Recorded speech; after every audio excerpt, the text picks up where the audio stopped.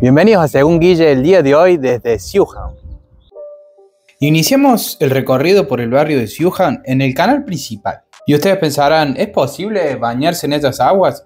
Sí, es un excelente puesto para disfrutar del verano. Esa cosa amarilla que parece un bus sobre el agua, realmente es eso. Al igual que en Venecia, tiene su propio transporte acuático. Pero la gran diferencia es que no es el único medio de acceso. Y es una excelente opción para recorrer la ciudad desde el agua. Este barco bus hace su recorrido del sur al norte y viceversa, y llega muy cerca de importantes puntos turísticos. Pero no creo que sea una buena idea para el uso diario, ya que es demasiado lento. Este puente que empezamos a atravesar es levadizo para dejar el paso de embarcaciones más grandes. Pero es muy poco frecuente su uso, solamente tuve la oportunidad de verlo abierto una sola vez. Este barco en realidad es un restaurante, y varios de ellos son casas flotantes. La verdad que me parecería increíble vivir allí, pero como comenté en el short, no sé si me acostumbraría a los movimientos. La idea en sí es que vayamos juntos recorriendo el barrio y yo les voy contando un poco sobre curiosidades, cuánto cuesta vivir allí, cómo es la experiencia, y de paso también van conociendo. Ya van a empezar a observar aún mejor la arquitectura del lugar.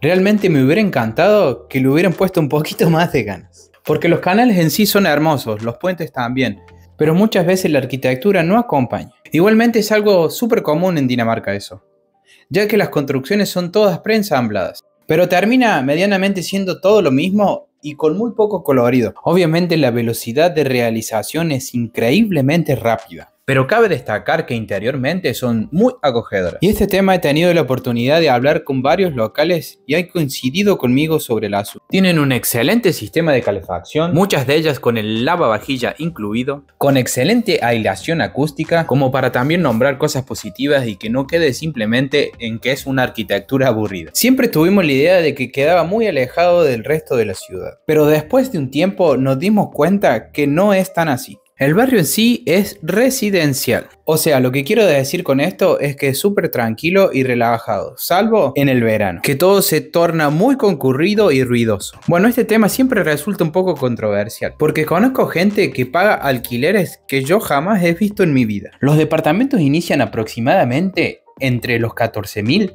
y las 22.000 coronas. Como ustedes pueden ver, los alquileres son bastante costosos en Copenhague, teniendo que optar muchas veces por compartir departamentos y hasta mucha gente comparte su propia habitación. Estas situaciones son muy comunes y creo que es uno de los grandes desafíos de vivir en el exterior. Y quiero serles sinceros y no mostrar que todo es color de rosa. La gran mayoría hace este tipo de sacrificios, ya sea compartiendo o pagando elevados precios para tener privacidad y tranquilidad. Y aproximadamente el costo para alquilar una habitación ronda entre los 4.000 a 10.000 coronas. Claramente los precios más baratos serán en habitaciones compartidas. Todo ese verde que ven en las imágenes es una reserva, que muchas personas lo utilizan para hacer deportes y también hay varios asadores en el medio de la naturaleza. Este edificio me gusta porque es diferente a los demás.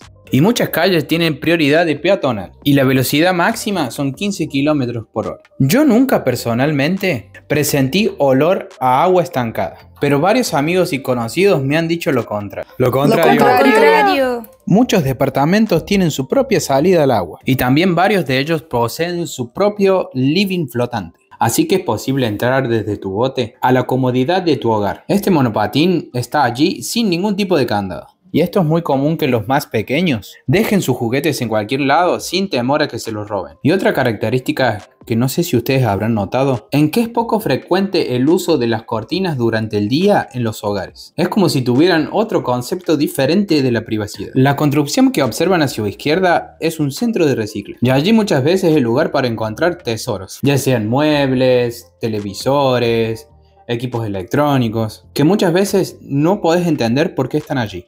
Y este lugar que vemos a continuación es un sitio para que jueguen los animales tranquilamente, con un recipiente de bolsitas para que no dejen ningún tipo de regalo. Esto también es algo súper común en la ciudad. Hay diferentes opciones para hacer ejercicio al aire libre, y muchos de ellos tienen un cartel explicando posibles ejercicios. Estas redes amarillas que ven allí delimitan el lugar en que las personas pueden bañarse. Esta es una opción de alquiler de bicicleta eléctrica que simplemente con una aplicación podés alquilarlas. Realmente me parece una excelente opción. Lo único que existe un gran problema, que las personas suelen dejarlas en cualquier lado. Esa es la sede de TV2. un canal de noticias muy importante de Dinamarca. Esos edificios forman parte de la Universidad de Aalborg, que también posee su propia residencia para los estudiantes. Este es el interior de un típico complejo danés. Muchos de ellos poseen juegos y asadores, hasta cancha de fútbol y básquet en su interior. Sí, están viendo bien. Es un estacionamiento para bicis de 2 pisos. Estos son centros de carga para los vehículos eléctricos. Y cada vez hay muchos más por toda la ciudad. Este es el supermercado Spar, que significa ahorrar en danés, pero por cierto no es uno de los más baratos. Y este es el Netto, que está justo al frente y posee precios más accesibles.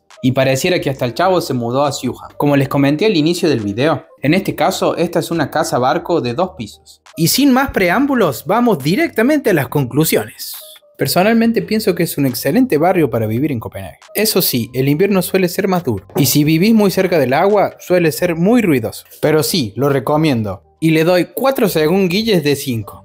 Espero que hayan disfrutado del video y nos veremos la próxima. Acuérdense de suscribirse, darle me gusta, poner algún comentario, obviamente si les gustó. Y si no también.